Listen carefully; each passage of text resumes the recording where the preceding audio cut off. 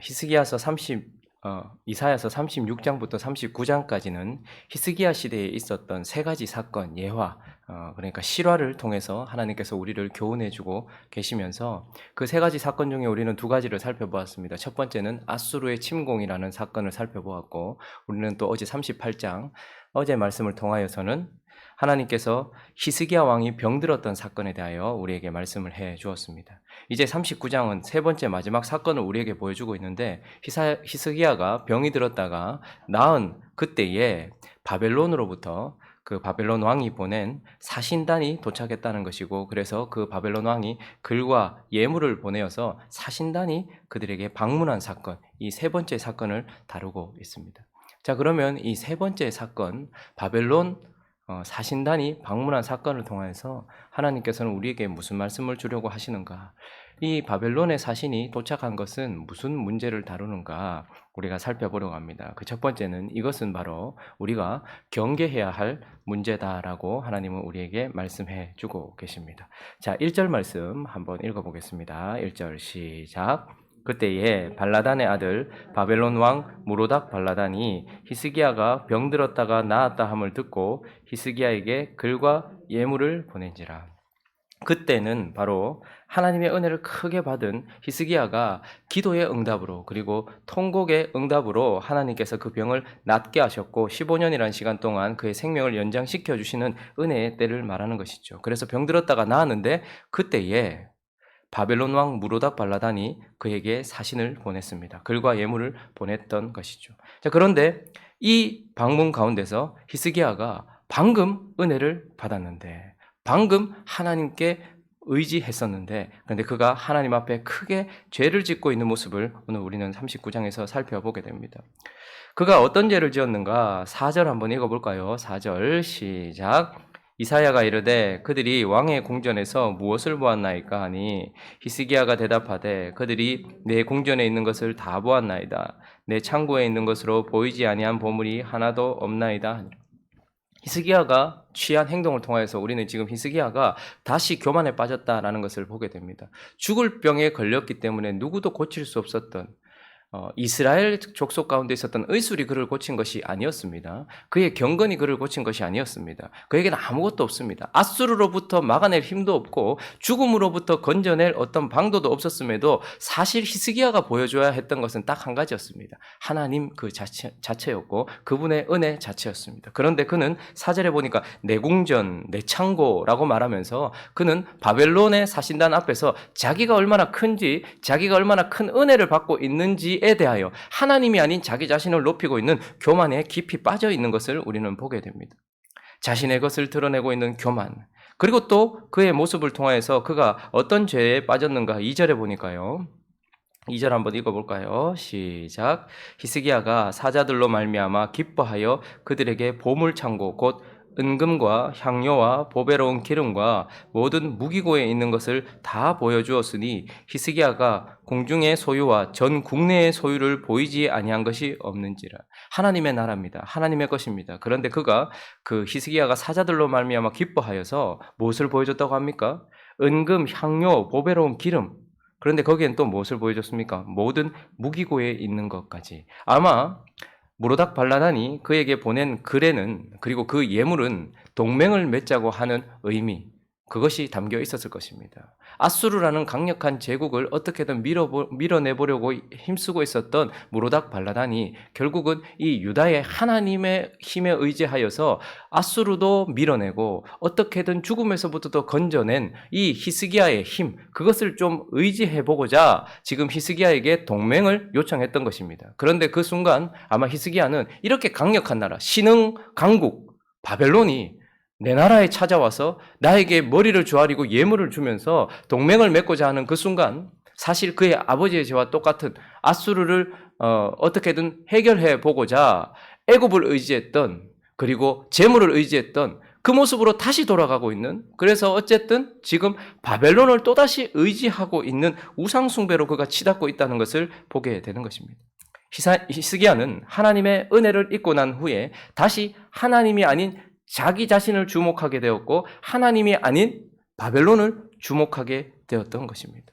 그래서 이 바벨론 사신단이 도착하여서 이 바벨론 사신단을 맞이하고 있는 히스기야의 모습을 통해서 하나님은 우리가 경계해야 될 것이 무엇인지를 가르쳐 주고 있는 것이죠.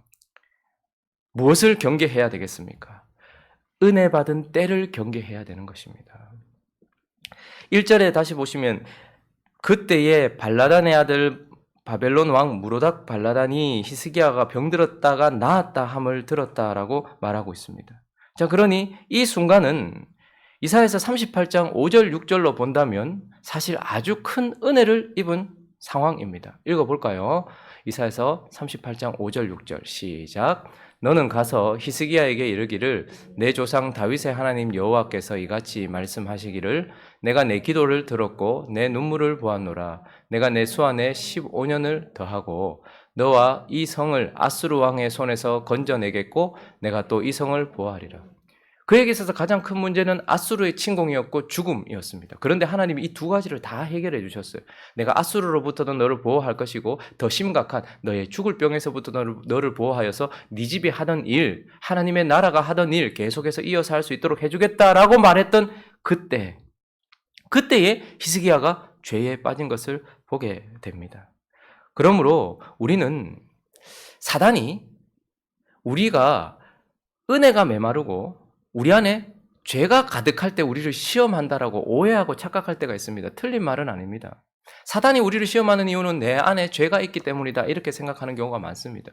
그 말도 틀린 말은 아니죠. 사단이 내 안에 있는 죄를 부추겨서 나로 시험에 들게 하고 내 안에 은혜가 메말랐으니 사단은 나를 시험할 수 있습니다.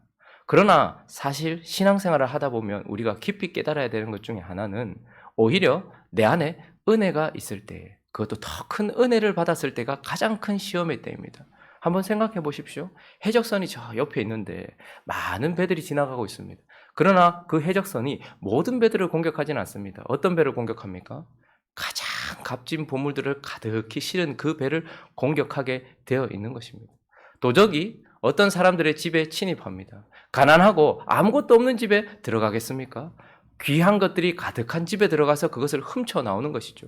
사단은 우리 안에 죄가 있는 것에 대하여는 별반 신경 쓰지 않습니다. 내버려둬도 지옥을 향해 달려가기 때문입니다. 그러나 사단이 바라볼 때에 혹은 세상이 바라볼 때에 하나님의 백성들 안에 은혜가 가득할 때 그것을 어떻게든지 뺏어보려고 시험을 하는 것이고 그것을 뺏지 못한다면 그것을 어떻게 해요? 약화시켜보려고 어떻게든 애를 쓰는 열심을 가지고 있는 것이 사단인 것입니다. 그러므로 히스기야가 병들고 죽어갈 때에 바벨론 사신단이 찾아와서 그를 유혹하고 시험했던 것이 아니고 오히려 큰 은혜를 받았던 그때에 아수르의 문제도 해결되었습니다. 죽음의 문제도 해결되었습니다. 하나님의 은혜로 가득한 그때에 오히려 그가 시험했던 것을 보면서 우리는 히스기야의 이 실패를 통하여 은혜 받은 때를 경계해야 된다는 것을 하나님께서는 우리에게 가르쳐 주십니다.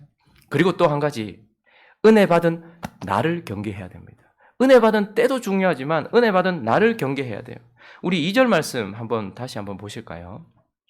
2절 말씀 보시면 보시면 무엇으로 말미암아 기뻐했다 말합니까? 바벨론의 왕이 보낸 사자들, 그리고 바벨론이 보낸 예물들, 그리고 동맹을 맺자고 하는 그 글들, 그것을 기뻐했다라고 말하고 있습니다. 여러분, 이것을 통해서 우리는 얼마나 하나님만 기뻐하던 우리가, 하나님이 주신 것을 기뻐하던 우리가 얼마나 세상을 기뻐하고 세상의 것을 기뻐하게 되는지, 그것도 쉽게, 아주 빠르게 우리가 그렇게 쉽게 우리 마음이 부패하는지를 보게 됩니다. 그리고 그는 모든 것을 다 열어서 궁중의 소유와 국내의 소유 전부를 보여줬다라고 얘기합니다.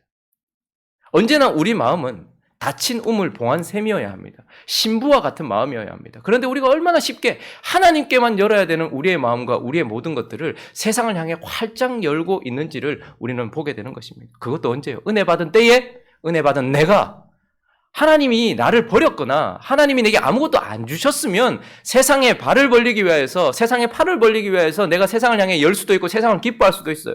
그러나 하나님이 이렇게 많이 주셨는데도 불구하고 나는 하나님이 아닌 또 다른 세상, 또 다른 것을 기뻐하는, 얼마나 쉽게 부패하는지를 보게 됩니다. 그리고 4절도 한번 보십시오. 얼마나 쉽게 우리가 어디 나가서 자랑할 만한 것이 무엇이 있겠습니까? 히스기야가 그 작은 땅덩어리에 앗수르에게 금방 멸망할 것 같아서 덜덜덜덜 떨고 있었던, 할 것이 없어서 성전에 올라가서 기도했던 히스기야입니다. 그러므로 누군가가 우리에게 찾아왔을 때 그리스도인이란 아무것도 없고 그리스도만 있다는 것을, 그리스도만 자랑해야 될 자들 아닙니까? 그런데 내 궁전에 있는 건, 내 창고에 있는 것, 나 하면서 자기 자신을 드러내고 있는 것을 보게 됩니다. 간증이란 하나님만 드러내는 것입니다. 그러나 지금 히스기야는 간증을 잃어버렸습니다. 하나님이 아닌 자신을 얼마나 드러내고자 하는 교만으로 가득 차 있는가를 보게 됩니다. 은혜 받은 내가 말이죠. 그리고 더 놀라운 사실은 6절, 7절 말씀 한번 읽어볼까요? 6절, 7절 시작. 보라, 날이 이르리니 내 집에 있는 모든 소유와 내 조상들이 오늘까지 쌓아둔 것이 모두 바벨론으로 옮김바되고 남을 것이 없으리라. 여호와의 말이니라. 또 내게서 태어날 자손 중에서 몇이 사로잡혀 바벨론 왕궁의 환관이 되리라 하셨나이다. 여러분, 이것은 앗수르에 의해서 망하는 것보다, 앗수르가 내 나라를 멸망시키는 것보다 더 치욕스러운 말씀입니다. 내 집에 있는 모든 소유가 다 옮겨진 바 되고, 다윗의 자손, 하나님의 집의 왕들이 세상 왕 바벨론에게 끌려가서 환관, 내시가 된다. 그렇게 말하고 있는데도 히스기야가 8절에 보면 이른바 여호와의 말씀이 좋소이다 이렇게 말해요. 그러면서 속으로 어떻게 생각하냐면 내 생전에는 평안과 견고함이 있으니까 괜찮다.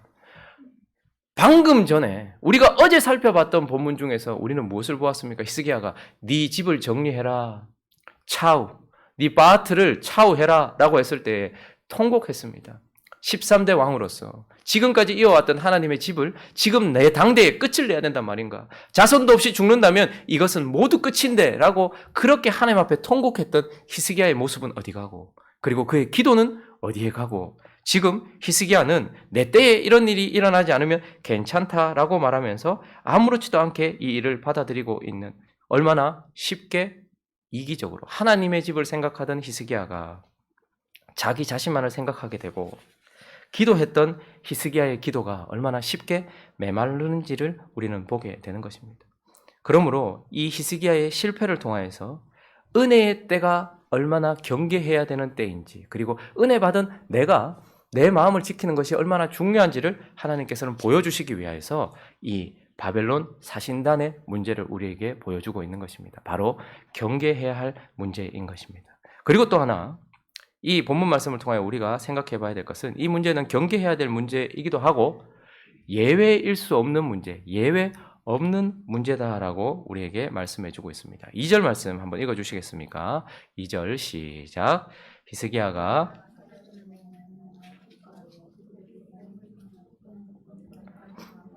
보배로운 기름과 모든 무기고에 있는 것을 다 보여주었으니 히스기야가 궁중의 소유와 전 국내의 소유를 보이지 않은 것이 없는지라.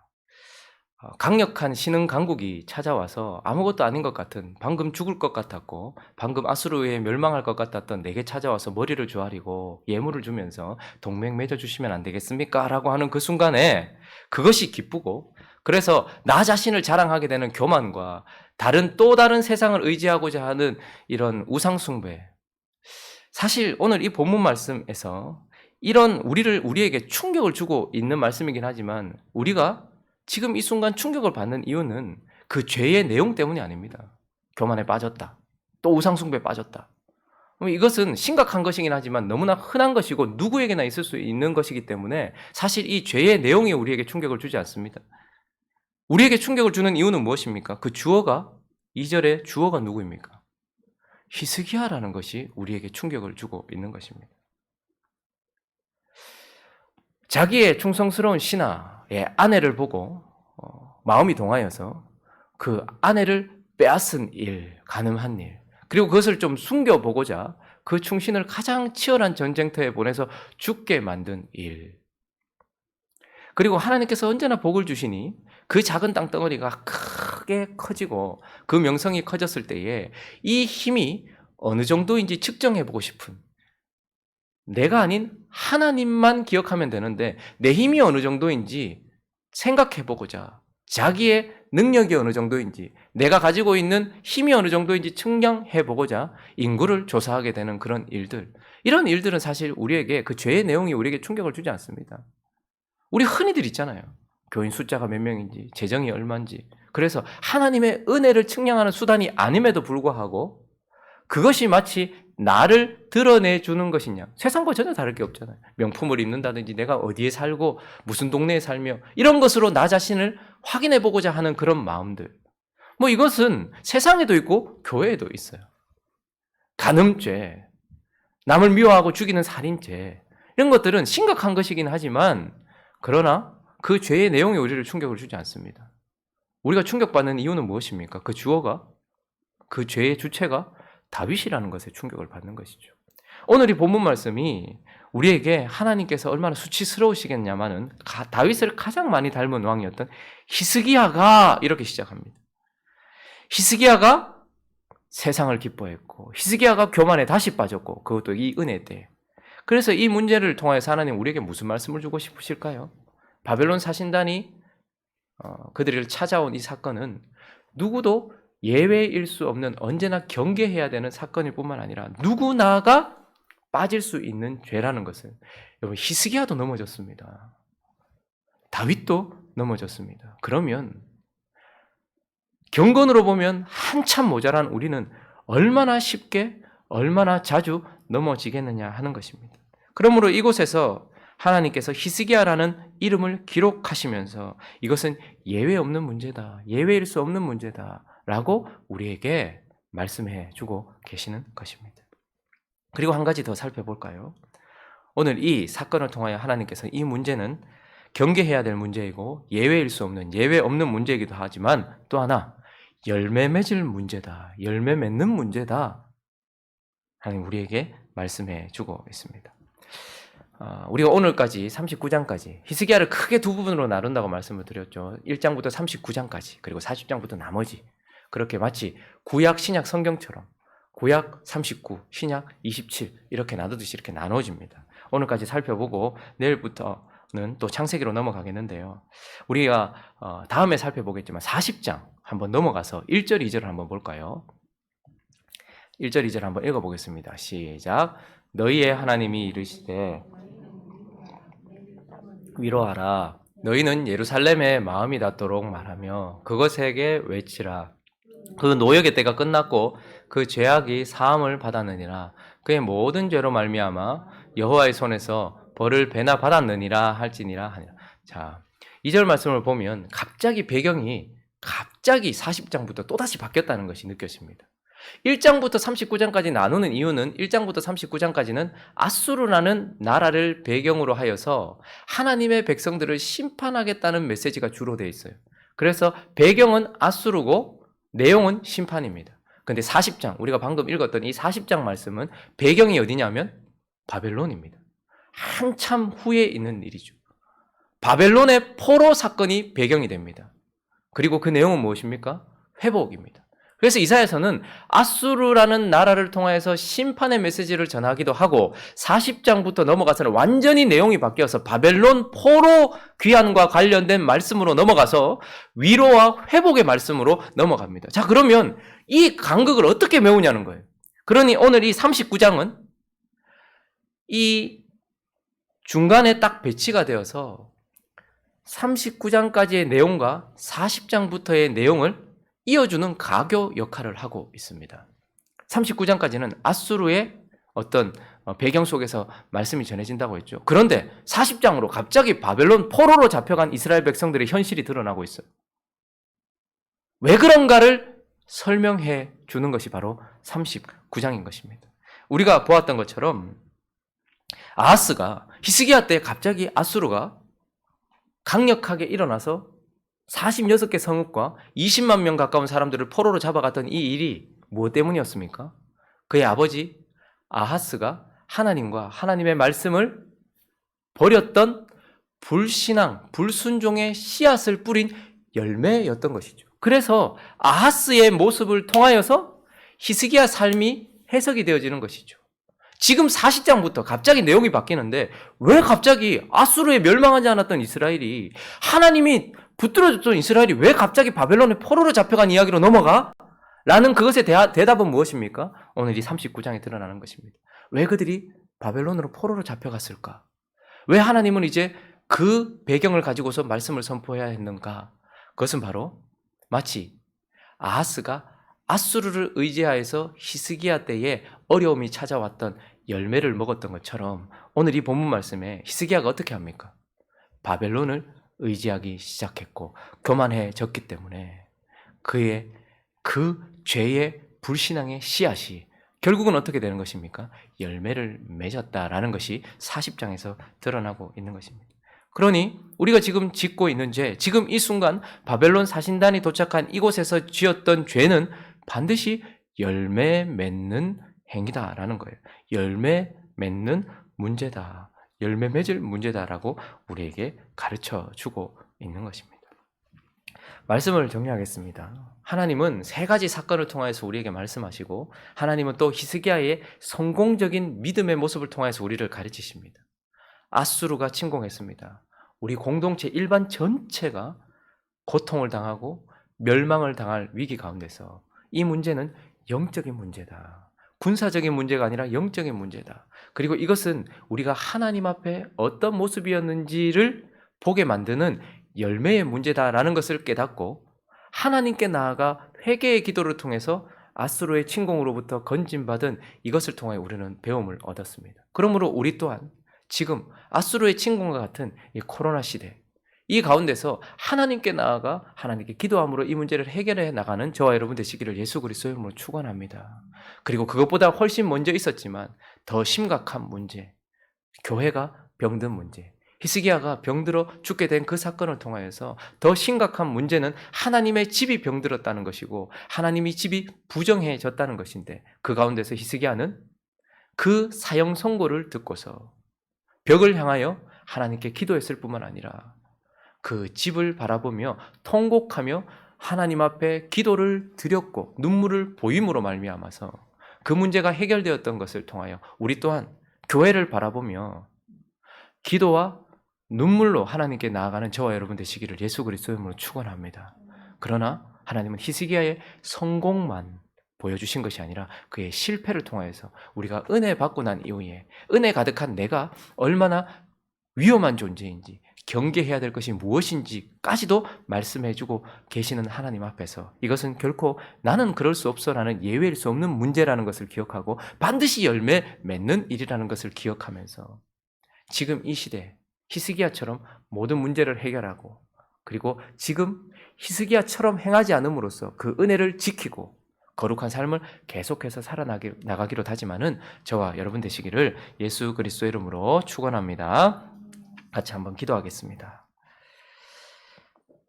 하나님은 예언을 통하여서 말씀해 주셨고 예화를 통하여서도 말씀해 주십니다. 말씀들을 쭉 생각하시면서 지금 우리가 적용해야 될 문제들이 무엇인지 그리고 내가 어떻게 살아야 될지 다시 한번 바라보고 또 지금 계속해서 진정되는 분위기가 아니고 마치 계속해서 더 큰 일이 일어날 것 같은 그런 상황 속에 있지만 이 커다란 앗수르의 문제를 하나님 앞에 기도하고 그리고 이 교회가 계속해서 그 중심에 서 있는데 욕하는 그들을 바라보거나 서로가 다른 교회를 바라보면서 이런 말 저런 말 하지 말고 우리 히스기야처럼 교회를 바라보면서 눈물을 흘리는 우리가 될 수 있게 달라고 그렇게 기도했으면 좋겠고 하나님 분명히 은혜 주실 것입니다.